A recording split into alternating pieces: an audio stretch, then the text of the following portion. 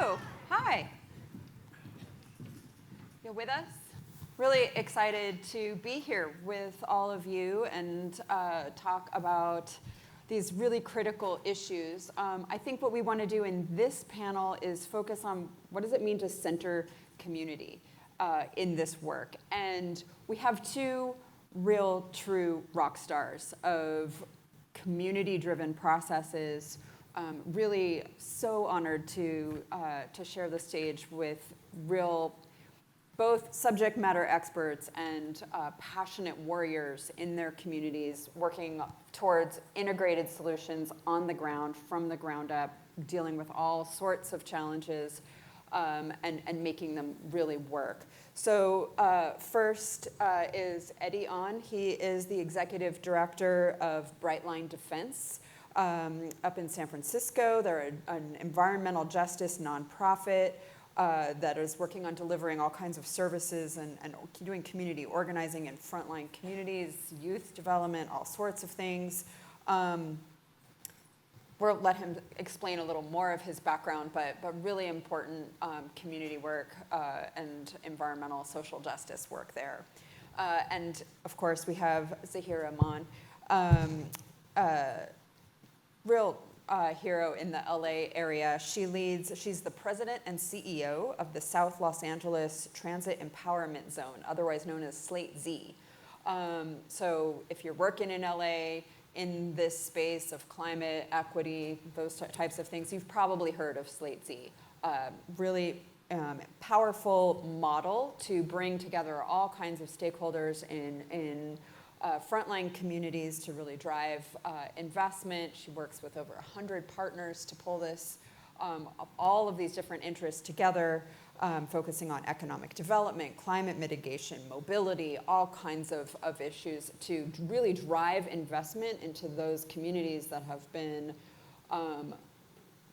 we might say overlooked and underfunded. That sounds passive, really discriminated against and experiencing these cycles of disinvestment. So I would like for each of you, starting with Zahirah, tell us a little bit about your story and how you got to where you are, and then a little bit about your organization.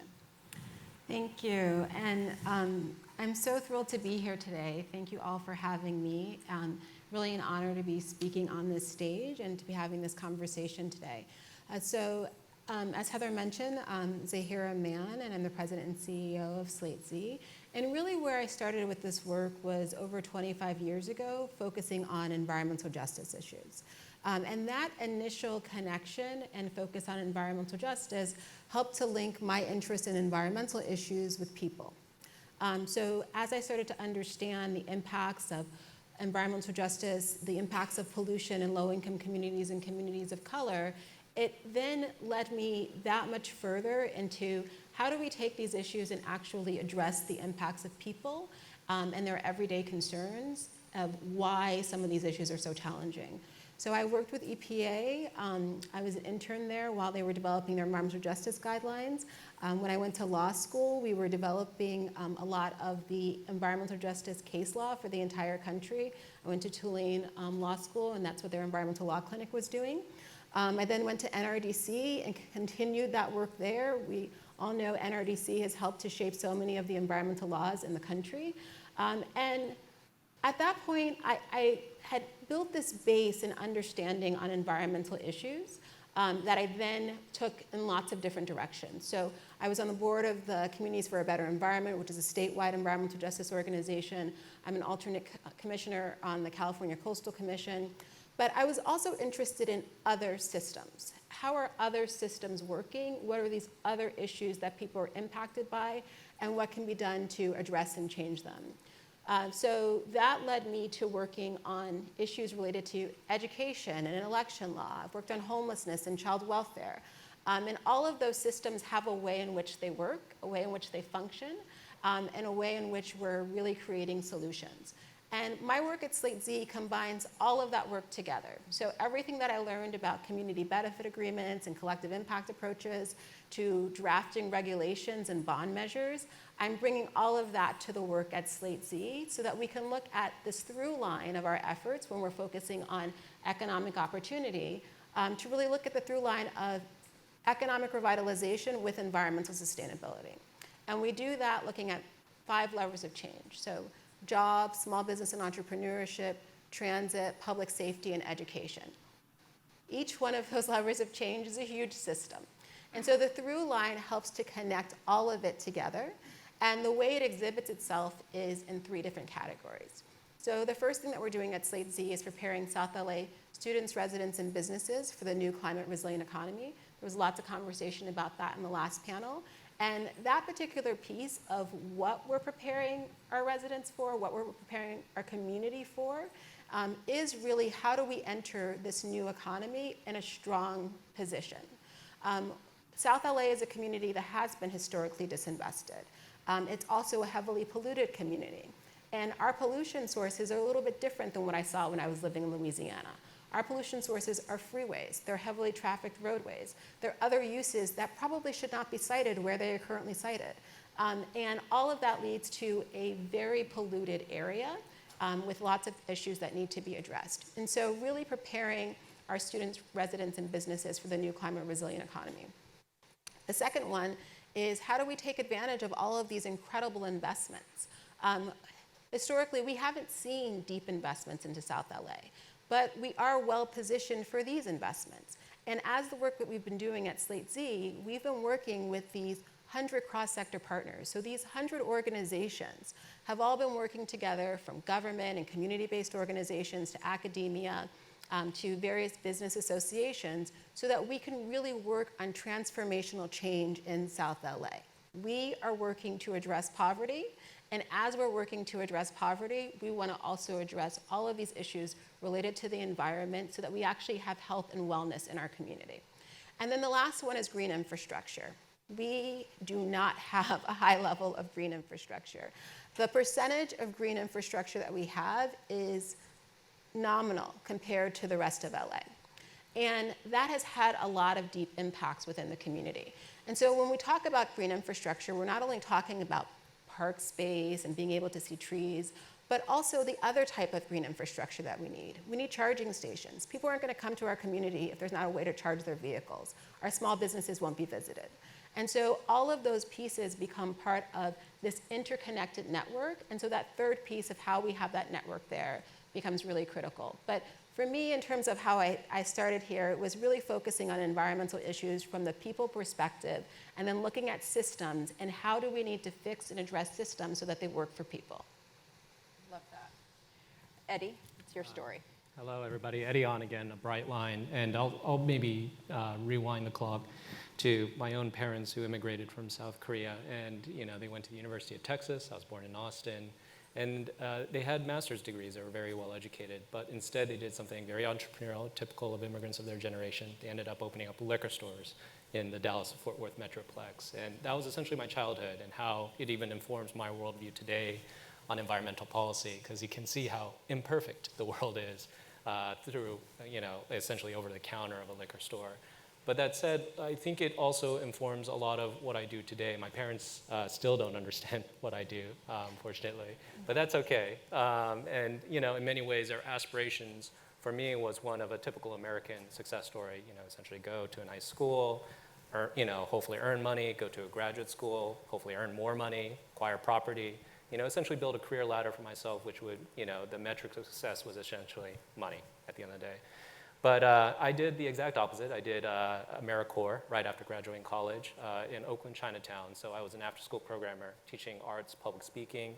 And then I went to law school at UC College of Law, Hastings, which is nowadays renamed UC College of Law, San Francisco. Used to be known as Hastings. But, and then they were super excited. They thought I had gotten all the nonprofit work out of me through my AmeriCorps stint prior to law school. But unfortunately, I went back into, I graduated at the worst possible time, maybe is the best way to put it in some ways. And it was a silver lining in retrospect. 2009, height of the recession, essentially 2008, of course, the Great Recession had happened. A ton of law students were out of work. And then I fell into this legal fellowship at Brightline. And we started out doing essentially direct organizing campaigns around a peaker power plant in Potrero Hill, which is the southeast sector of a city, primarily Black, Latinx, Asian Pacific Islander communities that bear the brunt of fossil fuel pollution in San Francisco. Because you would never see a fossil fuel power plant in the tonier parts of town, because they're much more politically mobilized and savvy in the way they control policymaking processes. So a lot of our work was essentially community organizing and blending our skill sets, whether in legal, policy, political relationships, to essentially affect positive policy changes. And then since then, Brightline has evolved a lot. It's a lot in direct services, so we do run a job training program for transitional age youth to get into the construction trades, which I could talk probably an hour for, but I'll keep it to that description for now. And then air quality monitoring is another big book of our work, so trying to essentially understand conditions of indoor buildings, whether they're serving low-income tenants to maybe larger kind of community centers, to also outdoor air quality conditions, whether it relates to traffic congestion or wildfires. And then for Brightline at the end of the day, if you want to measure perhaps the scalability of impact, as a phrase, it's really in policy work. So we do a lot of work in Sacramento in particular with, say, regulatory agencies or even in the legislative session to work on concepts like offshore wind, which is a big picture concept proposed for California, potentially up to 25% of the state's future power. These are wind turbines that float on the ocean. But even trying to get these massive infrastructure projects, so we're talking, a single offshore wind turbine, size of the Eiffel Tower, the base of it could fit in, for instance, UC Berkeley's football stadium. And they want, the state potentially wants hundreds of these located off the coast of Humboldt in particular, and the Central Coast, so the San Luis Obispo, Morro Bay area, if you know it. So thinking through how much money is flowing through these projects, what does it mean at the end of the day for local communities? And then to go back to the origin of Brightline stories, what does it mean for communities that are typically burdened by fossil fuel power plant pollution too? Are there ways we can retire gas peaker power plants which are still used to essentially push energy reliability in the state? So these are the big policy questions we're grappling with, and the reason why we focus on direct services so much and on-the-ground partnerships. So it's not just Brightline alone, it's often in coordination with other nonprofits, academic institutions, government agencies, is trying to make sure that it's not policy advocacy in a vacuum, that we're not just saying things just because we think it improves the environmental conditions of people's, like it needs to be grounded in actual perspectives. I'll leave it at that for now. That's great. I had a conversation recently with somebody who is a pretty high-profile person advocating for decarbonization. And I was talking about this equity perspective, and he pushed back, and he was like, that's all really complicated. We need to get as many GHGs reduced per dollar as we can. And all this stuff about affordable housing or communities or equity is slowing us down. We just need to go where it's easy first, and we'll deal with equity later. Help me think about how do you respond to somebody who's saying that? Why center this group in community? Why is that bringing equity at the same time so important? I think you both have a good answer to this, so I want everyone to have a good answer to this. So, I think this is such an interesting question in terms of why is equity important? Because not addressing equity is how we got here. right. And so if we continue along this path, we're going to have exactly the same problems. And there's also this piece where, in terms of addressing equity, the very frontline communities who were first our environmental justice communities who bore the brunt of the pollution, who are now the communities who are going to be the communities who are most impacted by climate impacts, they also are part of the solution. And we also need to have them at the forefront and walking hand in hand with us and shoulder to shoulder to make sure that we solve this issue. It is not, we can't just assume that they will be there, because why should they be? If we've spent so much time polluting their communities, which also means that the actual health impacts of that, for when you have a child who is being rushed all the time to the emergency room due to asthma, or you have an older adult who has health impacts because of the level of heat that they're experiencing.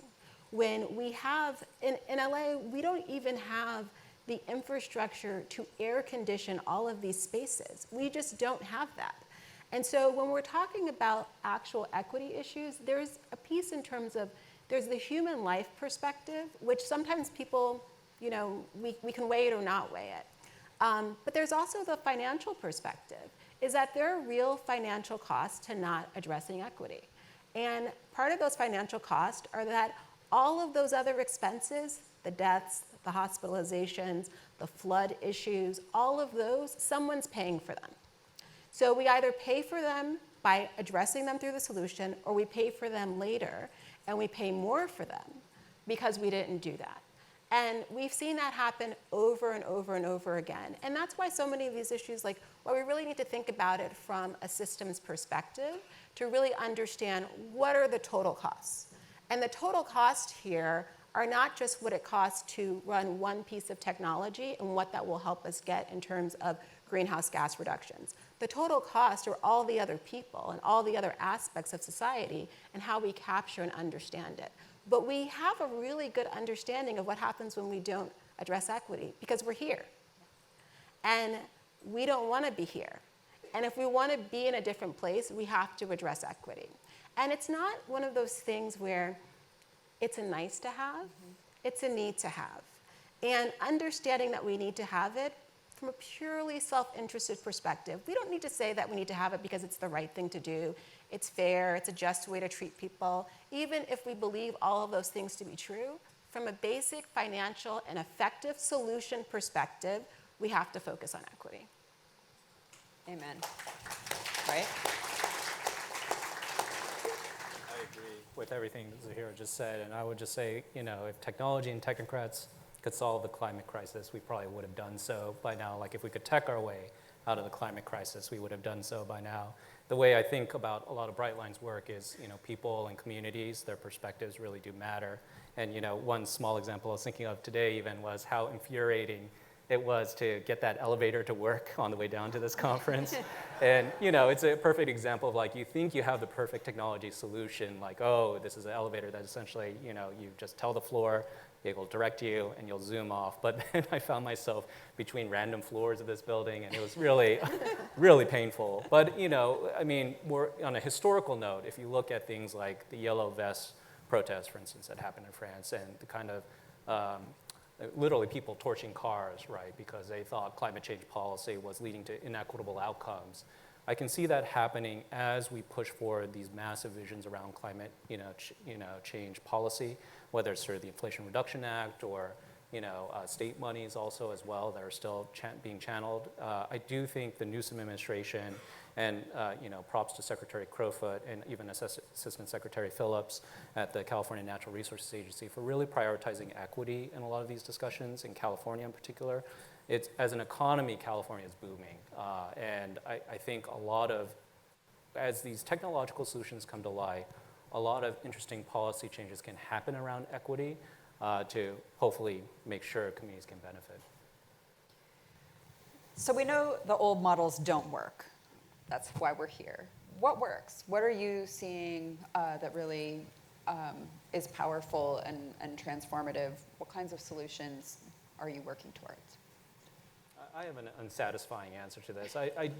Again, I just don't think there are silver bullets or magical solutions to the climate crisis. I think a lot of what we're doing is probably failing upwards to some degree. I'll go to the job training program example that, so for Brightline, the way we structure this transitional age youth program, 17 through 24, it involves a ton of community outreach, 300, high school students that we talk to even talk about what it means to work in construction. These are hard jobs. But if you're not college bound after high school, it's actually a very good family sustaining job if you manage to get on the union career apprenticeship to journey level pathway that it presents itself. And so with those 300 students, we essentially hone it to 50 students of case management, identifying barriers such as driver's license. Maybe there are GED, high school diploma issues. There's a number of employment barriers to work through. Then finally you hone it to a 10 to 20 job training class, and then maybe out of all that, 1 to 10 actually move into a lifetime career in the construction trades. And this represents hundreds of hours of work, 4 different nonprofits, 2 government agencies. I tell construction contractors this, businesses, and they freak out. They're like, they just can't even conceive of the labor involved. And I think you have to be okay with sometimes the attrition rate represented in policy in order to be able to succeed. And from the space where I sit, so Slate Z, we're a collective impact approach, which means that we work with lots of different partners to create solutions, and we're a systems change organization. But at our heart, we're a convener. We bring people together to figure out solutions. And what really works is getting more of those people together to figure out solutions, to understand, is this piece going to work? Really understand, to break down a system, break down the issues that are there so that we can start to unpack them. So as part of our work at Slate Z, we were founded initially to really seek a federal promise zone designation, which we received in 2016. And each of those federal promise zones, there are 22 of them, and they're in select communities that are in tribal, rural, and urban areas of the country, and we're all working to address poverty in some way. The organizations that we work with then convene around these 5 levers of change that I previously discussed, and as they're having these conversations in these work group meetings, they come up with ideas. And we take those ideas and we turn them into broader initiatives, and initiatives that can be piloted, tested, and then later scaled, so that we can provide examples that could be used in the rest of the region, state, and nation. So one of those, for example, is work that we're doing with the Los Angeles Department of Transportation, with LA Metro, a number of community-based organizations that's focused on universal basic mobility. And it's providing people within South LA with an amount of funding for transit to be able to access different types of transit options. So there is a reduction of greenhouse gas emissions that's happening, but we're also helping to increase access to work, education, and childcare opportunities in a way that actually makes sense for the community. As part of that, because that alone is not enough in terms of to test whether it actually works, is that we have some other pieces that are wrapped into it. So at Slate Z, we convene a steering committee around this work so that we can talk about it and figure out, are there things that need to shift in terms of the implementation. On that steering committee, we have 10 resident advisory committee members. Those resident advisory committee members are paid stipends for their time. And before they sat at that table, they were all trained. They went through a 12-week training. And we did that so that we would end up with residents who were, yes, committed, yes, they have lived experience, yes, they're very engaged in their community, but we wanted to give them something else. We wanted to give them the confidence, the level of understanding and education that helps them sit at a table where we've changed the power dynamics. And in order to do that, we had to make sure that everyone was trained and had the same basic level of understanding. Because otherwise, you put residents at tables where they just don't feel comfortable saying anything, because you have someone who's been doing this work for 25 years, who sounds incredibly smart, even though what they're proposing to implement in their community won't work. So for them to feel confident to say, like, this won't work, we train them first so that they know how to say that. The next piece that we're doing is we're working with CBO ambassadors. So we just sent out the letters to let people who know who've been chosen. We went through an application process. And those CBO ambassadors will also help with the level of distribution of the information around this program, helping us understand feedback of what's working and what's not working as we unroll it. There's another part and component of this that also involves doing some pop-up efforts. So instead of running into situations where we're putting in a big piece of infrastructure that's later challenged by the community, because that's another financial impact that slows us down, is the challenges that we have to certain projects. But instead of having that issue happen, we're going to test it in a pop-up effort to see what is some of the feedback. How would the community like it changed? But it's a quick build effort to scale and understand quickly. So all of those things are part of what works, which is real, true engagement. We have another bigger project that we're working on that I'll speak on later in terms of what works. But what we've seen in terms of what works is that we have to sit down with our partners to see what are the issues, what are you finding, but we can't just take their word for it in terms of how we move it forward. We have to also engage the community, the people who are going to be living with the projects, because they'll tell us what's wrong, why is something not going to work, and what the problems are. And I'll give you one example. You know, one of the issues we were talking about was transportation and transit. So we could have the best possible transit system. and we could still have it underutilized if there are problems within the system. And so some of the people, one of the things that they really noted was the infrastructure to walk to the actual transit system, lighting, sidewalks, all of those pieces, which are not the responsibility of the transit entity, but everyone else who's around that still needs to be engaged. We have to still fix it if we want people to use the actual transit. And so that means that we can then take that information, take it to the people who are responsible for it, and have them fix it so that we have a system that actually works. It's amazing, and it's striking to me. Some of it is so obvious, right? It's having conversations with people, making sure everyone has sort of a basic language. But I think so much of it is there are huge disconnects on the language. So let's just take a minute and talk about language.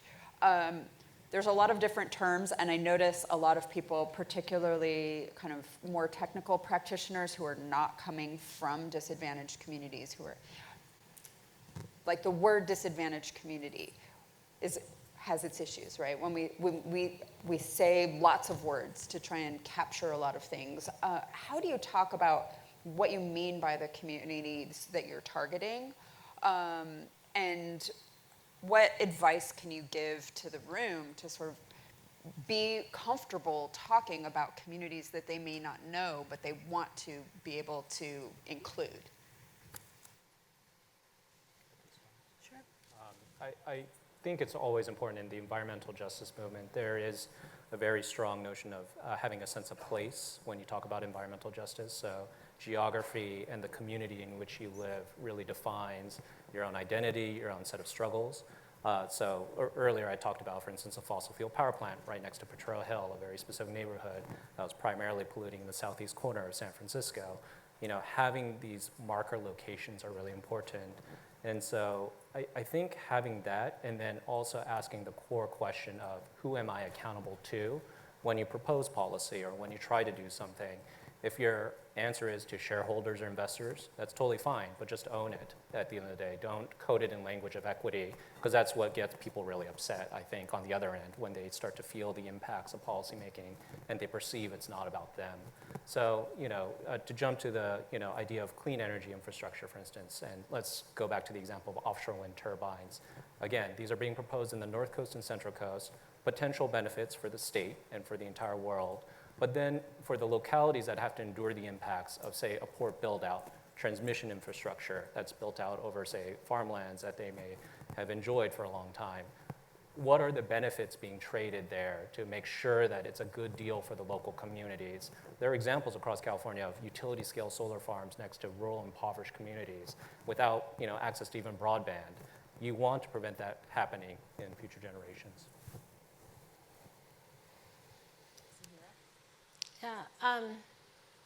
Yeah, what's just very striking for me and what's sticking in my head is what you'll often hear organizers say, where they say, nothing about us without us. Mm-hmm. And so whenever we use language, we have to then go back to the very communities to see and test, and is that language okay? Is it appropriate? Is this something that you actually want? I spend a lot of time coming up with solutions, and my brain just works in this way of like constant problem solving. And I'll go to my team and I'll come up with all these great ideas, and we have to kind of put the brakes on it, like, is that actually going to work? Who do we need to talk to see if that's going to work? And is that what people want? Because it might be something that'll work in 5 years or 10 years, but maybe it's not ready for today. And that's the same thing with every single entity. Who are we serving? What do they need? And where is the space where we're meeting each other halfway? I would say the other part of language, in terms of this language and discussion around disinvested communities is, and I was in philanthropy for a number of years, is that one site visit, I was having a conversation with a kid who was, I think, a high school student at a community, at a school, where we would always refer to as a low-income school, a disinvested community, where we would look at the the level of graduation rates, and the way we would describe this school and this high school student and her peers was from a deficit perspective of what they were experiencing. When I was speaking with the student, she was explaining to me a project that they did to address homelessness and what they did in order to understand how do they solve this problem about the deepest levels of poverty. And the way she described the homeless individuals was the way we were describing her. She talked about people who were deeply impoverished. She talked about people who were disinvested. And that really struck me because she didn't see herself in the way that we'd been describing her all of this time. Yeah. And I've heard from that in other instances where I've been on panels and other conversations where community members have actually come to us and said, do not describe us that way. That is not how we want to be described. Now, I think that there's a really big difference, though, in terms of how we interact with communities and how we describe them and how we refer to them, and what is the objective we're trying to achieve. So if a grant is written in a certain way that forces you to talk about disinvested communities and poverty rates, you are doing a disservice to the community to not talk about poverty rates as a disinvested community. But that's a very different narrative and conversation that I have with the community itself. And it's the same thing even when we talk about climate mitigation. I don't go to my residents and to all of the community groups and necessarily talk even about climate mitigation. I talk about the things that they really care about. They care about jobs. They care about the impacts to their small businesses. They care about what it's going to mean for their grandparents or for their children in the future. And so I talk about that. And that then helps us go, all of us, on the same plane. So we don't actually need to ever use the same technical language that I'll put in another report and another discussion. We can have conversations as lay people to really be able to understand and connect with each other's humanity rather than trying to connect on something that is more of a policy level. Yeah. One more addition I would add, and I want to harken back to the earlier panel. I think it was Crystal Upperman who talked about how there's a policy world essentially of environmental justice mapping tools that exist, like Cal Enviro Screen, for instance, at the state level, or EJ Screen at the federal level. And then there's even a legal term of art, disadvantaged communities, capital D, capital C, that's enshrined into California state law, which, you know, obviously doesn't sound great to the layperson, but, you know, it is what it is. And I think when you get into that policy world, Cal Enviro Screen and EJ Screen are also not without their own controversies in the sense that they don't necessarily map all the communities that would necessarily consider themselves as underserved, for instance, or marginalized in some manner. So I do think, again, like being able to go to the community and talk to them on their own terms is really important, and not just come in with a set of policy tools and just impose it on the community. Yeah, I'm always struck in my work that everybody is an expert in their own community and can articulate that. And so many of us who work in this space need to learn how to shut the jargon off. I struggle with that quite a bit. And so recently I was at a workshop with the Boyle Heights Arts Conservatory, which is becoming a resilience hub. Really amazing case study in Boyle Heights, for those of you who are visiting. Really thinking about how communities community organizations who already are building resilience in their communities can take on, preparedness and capacity building around climate change. And other kinds of disruptions. In California, when we talk about resilience, we got to loop in seismic too. Just a side note, and now that you're all here, we're happy you're here. So, but they were talking in this community about, this woman who runs the center was saying, you people come in and they talk about us in this deficit language. We talk about ourselves in the asset language and the rich history and culture and vibrance that's here, that's really profound. How do you bring that into the work when you're having conversations, you're having these engagements? Can you tell us about ways that this is able to lift up and build on? I'm kind of putting you on the spot because I didn't prep you for this question, but I think it's so important to remind people the communities we're talking about didn't just appear, or they aren't just bleak spots on the map, right? They are vibrant communities. They are resilient in so many ways. Can you reflect on that for a minute and share any stories or what that looks like in the places where you work? Sure.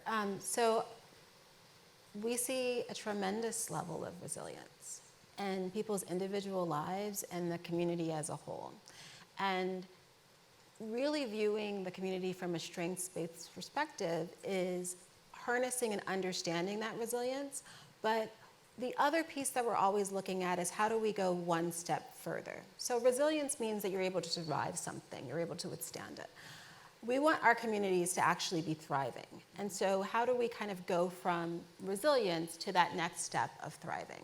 And that becomes really critical. I'll give you an example of one of the ways that we've seen this. And it's really exciting in our world in terms of the work.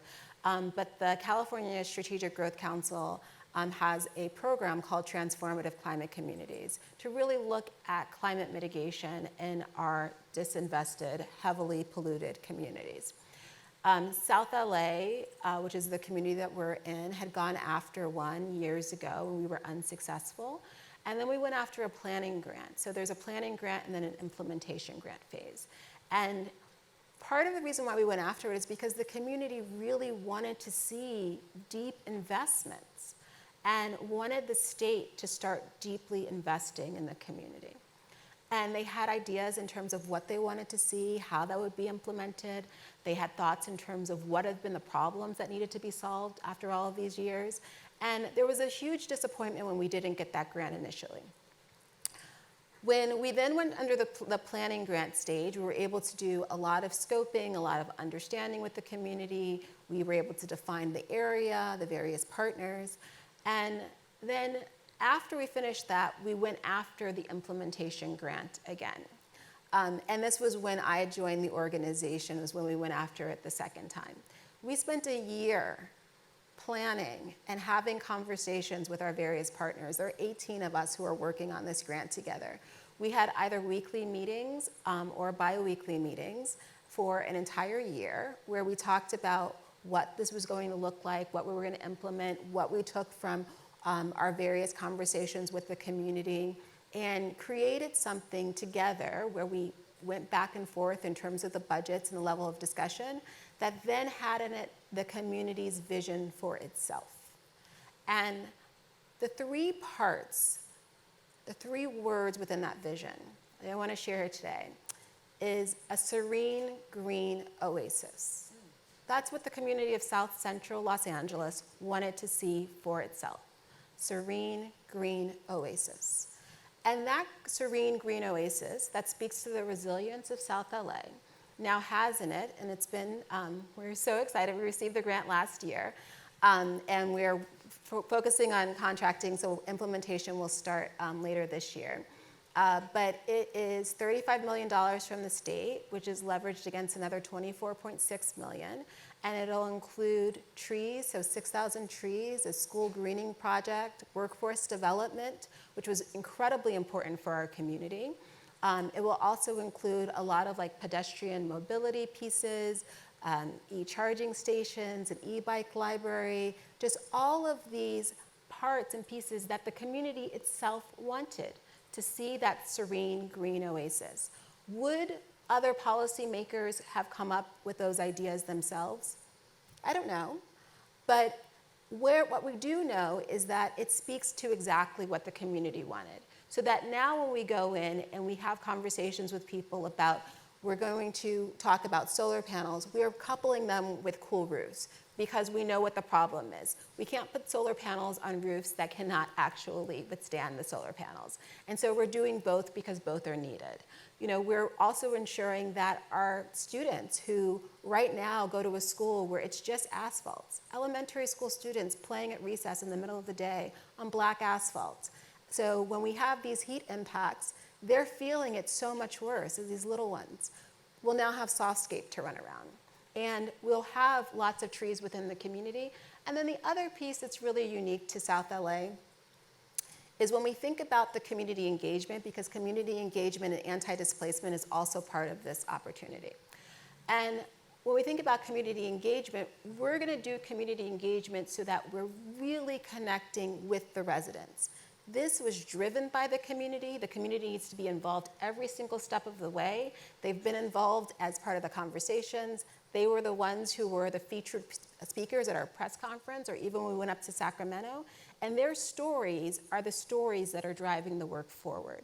And so as we do this work, really remembering the strengths of people, of having some of those one-on-one conversations, because that's ultimately, even if I'm in rooms with policymakers or if I'm in rooms with funders, the stories I'm taking in are the stories of Blanca and her kids. She's a monolingual Spanish speaker, and she showed up at all of these events to talk about why this was so important to her.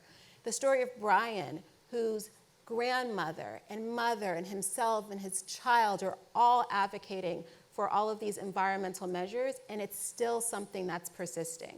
But their stories become the most important because they're the resilient ones, and it's their community. And so continuing to tap into their stories is what becomes really important to ensure that the work is told from that resilience mindset, and what they're doing and what they're implementing is something that we can scale. And so we're sharing the stories of what we're doing in South LA to other communities too, because what we have in that community, other communities need also. And now we get to show them, this is what we were able to do. You might do something differently, but this is the path that we found. Please learn from us. Love that. Eddie, you want to build on that? I love Your everything you just said. I think this is a labor of nonprofits, which is essentially listening, collaborating with each other. I shared earlier about my own history, with my own parents and their expectations for me. And part of why I do what I do is the ability to move beyond their experiences and work with others. And I think about the origins of Brightline. I mentioned the power plant and how we worked with a Black female environmentalist, environmental leader who had essentially held down the community of Bayview Hunters Point for 40 years. She was one of 5 community organizers known as the Big Five, essentially, that really led environmental justice, social development throughout the neighborhood, but that she welcomed me into her own home, spent dozens of hours with me explaining to her experience, her own experiences, and helped shape the advocacy I would do for Brightline. And then thinking through the through line to now the staff of Brightline, people like Caro Correa, who's an air quality organizer, who actually originally hails from East LA, a Mexican-American family, and also has a very compelling story about environmental injustice that she's experienced, or Trinity Vang, who comes from the Hmong community in Fresno. There are so many different stories embedded in the nonprofit, and the way you're able, under, in theory, a more nimble vehicle of a 501c3 nonprofit is what really inspires me to keep on working, for the community in this manner. Amazing. I want to open it up. Questions from the audience? I have so many more questions. I'm holding them back because we want to hear from you. Anyone?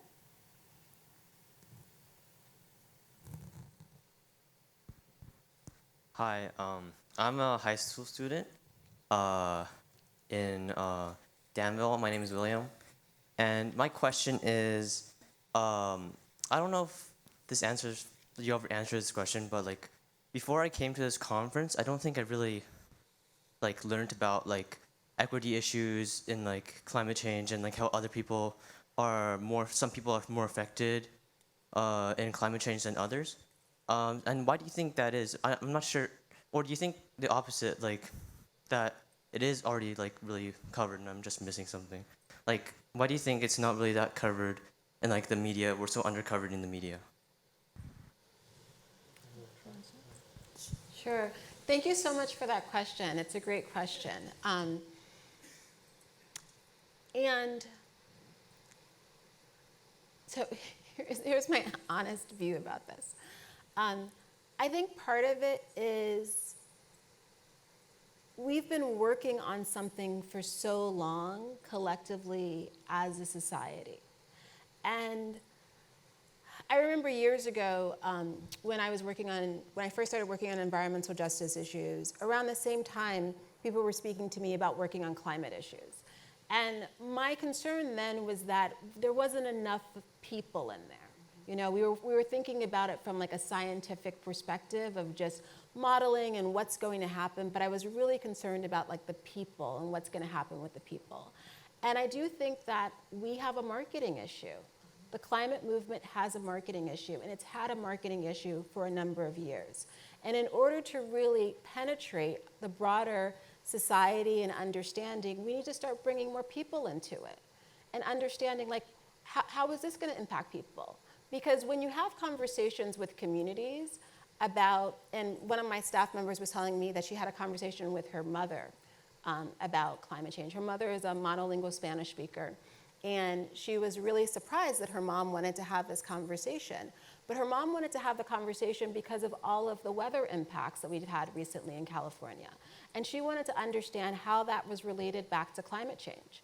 And so once we start putting people back into the narrative, not only does it help to provide a broader understanding of what we're talking about and why this is so important, but it also helps to bring along all sorts of partners and supporters who might not have otherwise been engaged and who might have actually felt excluded from the conversation. So when we talk about spaces, and I think that Eddie and I probably are also like both really fortunate to be at tables and in spaces where we can have conversations with policymakers who are doing incredible, incredible work. As part of our work at Slate Z, we work with policymakers and elected officials at the city, state, county, and federal level. I mean, we're working with so many different types of people. And in order to move from those conversations to what it means on the ground for the everyday person, there's translation that needs to happen. And so that's a big part of the work that we even do, is that we translate all of this understanding of what does this mean from a scientific perspective or a policy perspective to your everyday life. So LADWP is working on an equity strategies effort because they need to transition their business. And as part of that transition, they also need to have lots of these ratepayers on board for those conversations. And so as they're having those discussions with people, they're trying to understand, well, what do communities need? If you are renting versus you're a homeowner, what is the issue? You might already be living in slum housing. What does that mean in terms of the cost of all of this being passed along to you? All of these are really important questions that we have to understand.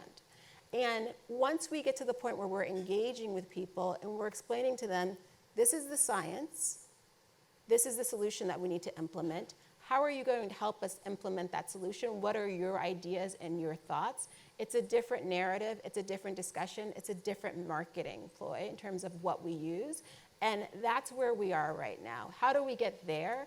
Because that's the space of solutions. Amazing. Maybe one more question right up here.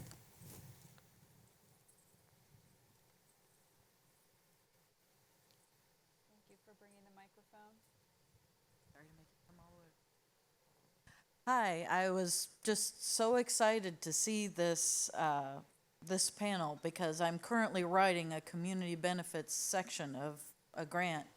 And I have about 1 million questions to ask you, but I'll just do one right now because what the challenge that the company I'm working for is facing is what's the best way to make the initial approach, because this company is just coming into this community.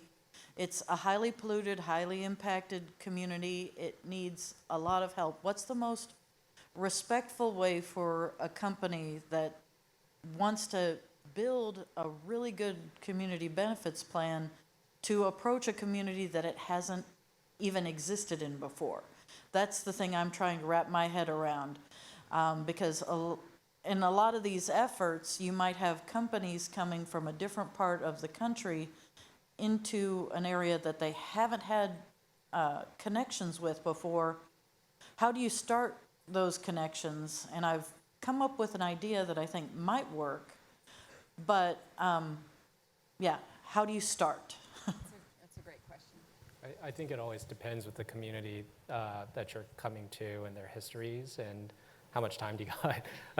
we can discuss this out in the reception too. I think it also depends. Okay. It depends on, the technology itself. And the other thing too is, you also want to measure expectations too, right? You don't want to promise the moon or promise something that may not be in, ultimately your power or capacity to give as well. And so I think in that give and take, I would hope you'd figure it out. I think it, first of all, starts with the act of listening again and just being willing to spend that time and just understand the history on a hyperlocal level. But, yeah. Thank you. Thank you for this question. So building off this piece in terms of listening is that ultimately what helps in a lot of these instances is that you finding who the trusted messenger is within the community. And that varies in every single community. If you think about your own community, it might be that the trusted person is the principal at a school, or it's the person who always hosts the bake sale. Like, there is a specific trusted messenger in every single community, and finding them becomes a key part of the work. And it takes a lot of conversations to know who that really is. Because you might go to the first person who thinks they're the trusted messenger, or who everyone else thinks is the trusted messenger, and no one believes them. So you have to actually have a lot of conversation. And what I often talk to my team about is like this circling that happens. You have one set of conversations, and then another set of conversations, and then another set of conversations. And the more you hear the same themes, that helps you understand what is really the issue here and who is the person I really need to talk to. And then once you speak to them, you have them introduce the work. And a big part of our work at Slate Z, and what I see just in collaboration efforts overall, is as long as you're comfortable not being the person who says the words, you can get a lot done. Because sometimes there's another person who's better to say it. And when you're on the same page with them, then sometimes I have my other partners. My other partners are the ones who will actually bring an issue or move it forward because they're more effective at it. And it's the same thing with a trusted messenger. If you find the right one, they're probably the better person to actually propose the issue and move it forward. It's going to be tweaked and changed because you're going to get feedback from community, and that's great. And just being comfortable with that as well.